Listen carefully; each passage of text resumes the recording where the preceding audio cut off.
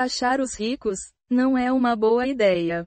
Jack Watt, no popular livro The Trading Game, aspas, o autor britânico Gary Stevenson relata sua jornada como trader em um grande banco americano em Londres.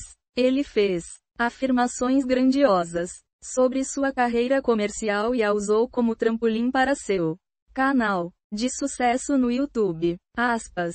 Gary's Economics. Aspas. Um vento favorável à sua popularidade é que ele tem muitas visões da moda. Por exemplo, que o dinheiro é um símbolo. Que imprimir dinheiro é semelhante à criação de riqueza e que o capitalismo é o problema. Ele mantém essas visões ao mesmo tempo em que percebe que a inflação nos preços dos bens de consumo e ativos prejudica os trabalhadores às custas dos ricos. Uma visão apaixonada da desigualdade de riqueza anima seu trabalho. Mas o seu é um caso comum. Tendo observado um problema, a teorização ad hoc e confusa impede a identificação das causas profundas e das soluções reais.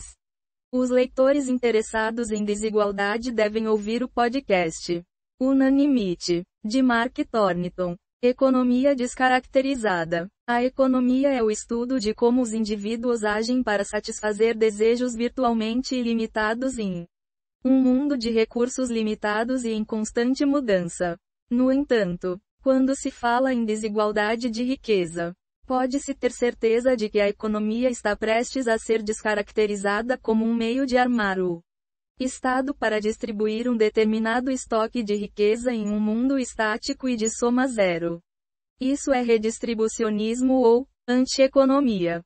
E foi assim que, em um vídeo recente, Stevenson expôs sua solução: taxe os ricos. Ao defender seu caso, ele distinguiu entre renda e riqueza para explicar que não são aqueles com altos salários que ele quer tosquear mais, mas aqueles que possuem muita riqueza. Que tal um médico com um alto patrimônio líquido? Ele explica que as pessoas em sua mira possuem os recursos, terras e edifícios da nação, elas até possuem sua hipoteca. Ele diz que os assalariados podem deixar o país, mas os ricos, muitas vezes baseados no exterior, não estão na mesma posição porque os ativos que acumulam estão dentro do país.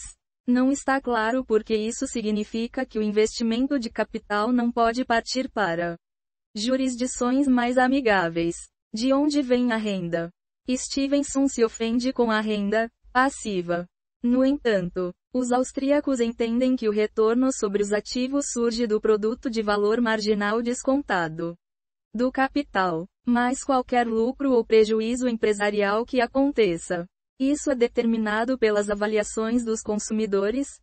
O que há para criticar? Além disso, na abstração de um mercado desimpedido, não há garantia de lucro. Mas a realidade não é desimpedida. Na verdade, o maior obstáculo vem do aparato estatal, particularmente do Banco Central e do Tesouro do governo. E quanto àqueles que emprestam ao governo comprando seus títulos, eles recebem uma renda que deriva de impostos e inflação.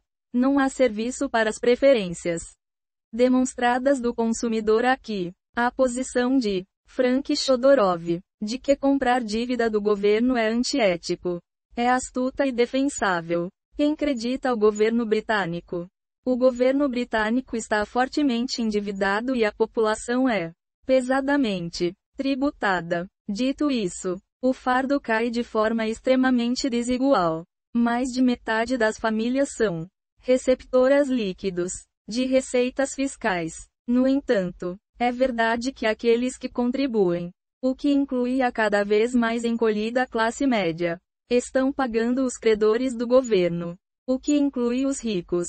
Mas observe que a maioria dos assalariados também possui ativos. Então a oposição de um contra o outro é enganosa. De fato, os maiores proprietários da dívida do governo britânico são os fundos de pensão dos trabalhadores e as seguradoras. 24%. O Banco da Inglaterra. 30%. E detentores estrangeiros. 30%. O primeiro é em grande parte devido à classe média e o segundo remete à receita de juros ao tesouro. Presumivelmente. Então, é apenas o terceiro que enfrentaria o imposto extra de Stevenson, o que equivale ao nacionalismo econômico. O elefante na sala aqui é que, se o governo gastasse menos, não precisaria incorrer em grandes déficits. Poderia, então, tributar menos a todos à medida que sua dívida diminuísse.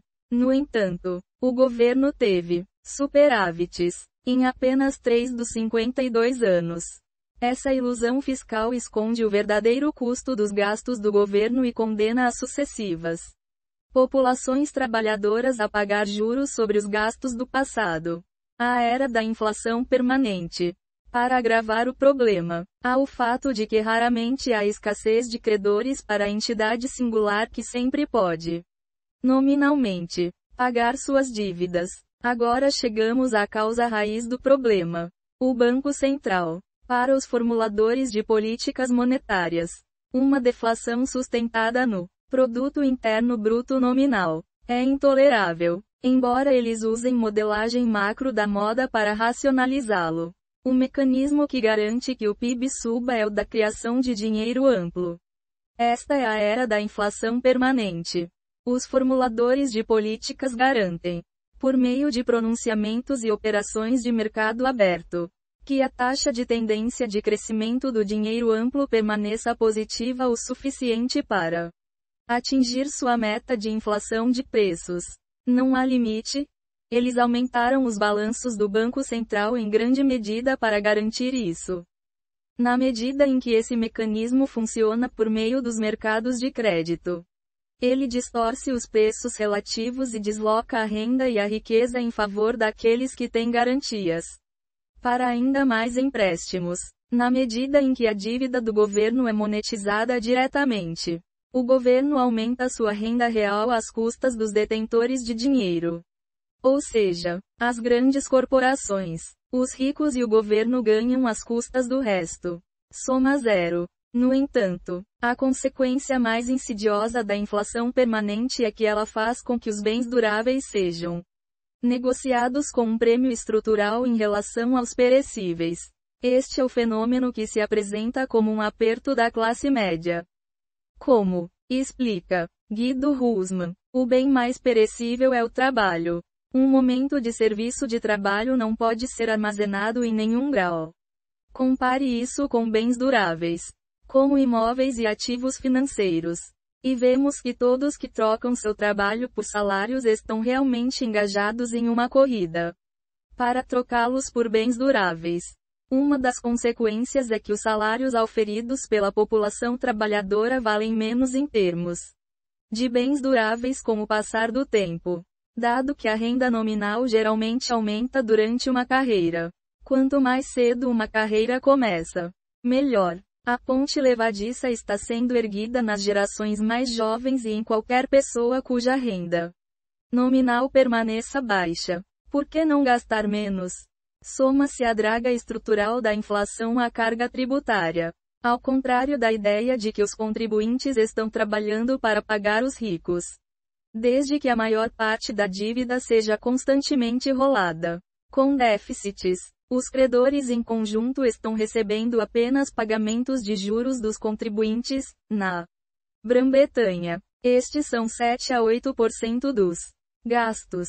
O restante da arrecadação de impostos, além de novos empréstimos, financia os gastos atuais do governo, que por sua natureza são um uso não econômico e planejado centralmente de recursos direcionados ao capricho de políticos e burocratas. Um argumento superior para reduzir a carga tributária defenderia cortes nos gastos do governo, a venda de ativos públicos e um maior investimento privado para substituir os gastos públicos. E se nós quiséssemos levantar mais a ponte levadiça? Mas a proposta de Stevenson é politicamente rápida. Então, o que isso significaria? Isso significaria uma redução no investimento, pois os investidores consomem mais ou transferem capital para outro lugar.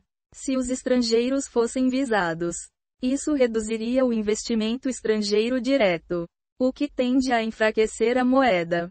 Os custos dos empréstimos subiriam para todos. aumentando a carga tributária devido aos juros da dívida pública. Isso tenderia a aumentar o desemprego, reduzir a produção total e reduzir a renda real. No paradigma atual, o Banco da Inglaterra responderia cortando a taxa básica. Isso reduziria a carga tributária atual resultante dos juros, mas exacerbaria a inflação de preços e o ganho de cantillon para aqueles com ativos que podem emprestar mais. Os credores obteriam ganhos de capital à medida que seus ativos fossem reprecificados de acordo com taxas mais baixas, elevando a ponte levadiça ainda mais rápido. Stevenson pode contra-argumentar que o aumento do imposto sobre os ricos permitiria que os trabalhadores pagassem menos e aumentassem sua renda líquida nominal. De fato, ele afirma que, se os tributarmos mais, podemos tributá-los menos. Mas você não pode simplesmente transferir a carga tributária da renda para o capital, como se estivesse dividindo uma torta de maneira diferente. O tamanho e a composição da torta são alterados. A tributação do capital aumenta os custos de produção e leva a uma menor oferta de bens de consumo futuro e a menores rendas reais. Afinal, o trabalho precisa de capital para aumentar sua produtividade. E o Reino Unido é uma nação com produtividade esclerosada. Os resultados seriam sentidos principalmente pelos que ganham menos, que são forçados a cortar o consumo à medida que os preços sobem antes da renda.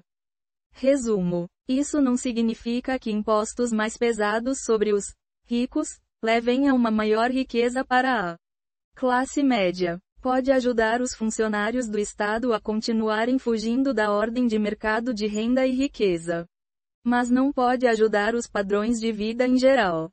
Uma redução na carga tributária sobre os trabalhadores é parte da solução. Mas é necessário um plano para reduzir fortemente os gastos do governo e o volume de recursos na esfera pública em geral. A causa final do problema é a era da inflação permanente. É isso que permite gastos generosos do governo voltados para fins egoístas, que aumenta o custo de vida, que barateia a mão de obra em relação ao setor imobiliário e à riqueza e, finalmente, que levanta a ponte levadiça para as gerações mais jovens e os que ganham menos. Toda a ira deve ser apontada para o Banco Central e o aparato político. Este artigo foi originalmente publicado no Mises Institute. Nota: as visões expressas no artigo não são necessariamente aquelas do Instituto Mises Brasil. No popular livro, The Trading Game, o autor britânico Gary Stevenson relata sua jornada como trader em um grande banco americano em Londres. Ele fez afirmações grandiosas sobre sua carreira comercial e a usou como trampolim para seu canal de sucesso no YouTube, Gary's Economics. Uma visão apaixonada da desigualdade de riqueza anima seu trabalho. Mas o seu é um caso comum.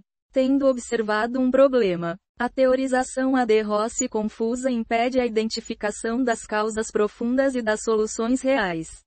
Os leitores interessados em desigualdade devem ouvir o podcast Unanimity, de Mark Thornton. E foi assim que, em um vídeo recente, Stevenson expôs sua solução: taxe os ricos.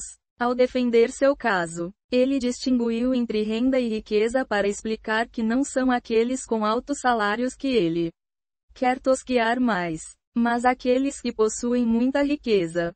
Que tal um médico com um alto patrimônio líquido? A posição de Frank Chodorov, de que comprar dívida do governo é antiético, é astuta e defensável. O governo britânico está fortemente endividado e a população é acento agudo pesadamente tributada. Dito isso, o fardo cai de forma extremamente desigual. Mais de metade das famílias são receptoras líquidos de receitas fiscais. No entanto, é verdade que aqueles que contribuem, o que inclui a cada vez mais encolhida classe média, estão pagando os credores do governo, o que inclui os ricos. Mas observe que a maioria dos assalariados também possui ativos. Então a oposição de um contra o outro é enganosa. De fato, os maiores proprietários de a dívida do governo britânico são os fundos de pensão dos trabalhadores e As seguradoras, 24%. O Banco da Inglaterra, 30%. E detentores estrangeiros, 30%. O primeiro é em grande parte devido à classe média e o segundo remete à receita de juros ao Tesouro. Presumivelmente. Então, é apenas o terceiro que enfrentaria o imposto extra de Stevenson, o que equivale ao nacionalismo econômico. O elefante na sala aqui é que, se o governo gastasse menos, não precisaria incorrer em grandes déficits. Poderia, então, tributar menos a todos à medida que sua dívida diminuísse. No entanto, o governo teve superávites em apenas 3 dos 52 anos.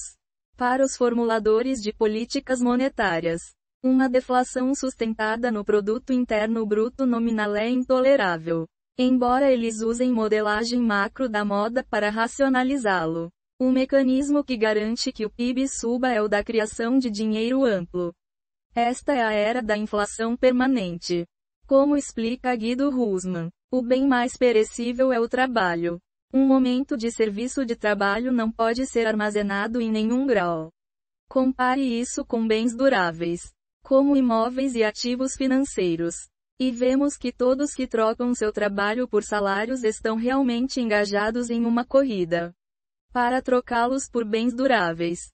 Soma-se a draga estrutural da inflação à carga tributária. Ao contrário da ideia de que os contribuintes estão trabalhando para pagar os ricos. Desde que a maior parte da dívida seja constantemente rolada com déficits, os credores em conjunto estão recebendo apenas pagamentos de juros dos contribuintes. Na Grã-Bretanha, estes são 7 a 8% dos gastos. Este artigo foi originalmente publicado no Mises Institute.